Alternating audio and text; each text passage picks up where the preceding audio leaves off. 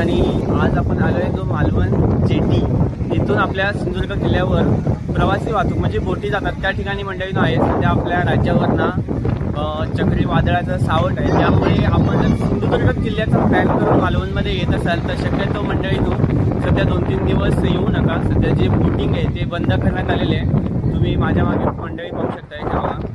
जे पर्यटक आहेत ते इथेपर्यंत येतात आणि इथूनच त्यांना रिटर्न जावं लागतंय, कारण जी किल्ल्यावरची जी प्रवासी वाहतूक म्हणजे बोट सेवा आहे ती तात्पुरती बंद करण्यात आलेली आहे. त्यामुळे शक्यतो जर तुम्ही सिंधुदुर्ग किल्ला पाहण्यासाठी येत असाल तर येऊ नका. अन्यथा आपल्याकडे बघण्यासारखी भरपूर अशी ठिकाणं आहेत जी तुम्ही पाहू शकता, जसे की तारकर्ली, देवबाग बीच सुद्धा पाहू शकता. परंतु जे बोटिंग आहे ती सुद्धा सेवा सध्या बंद करण्यात आलेली आहे, त्याची सुद्धा खबरदारी मंडळी घ्यावी.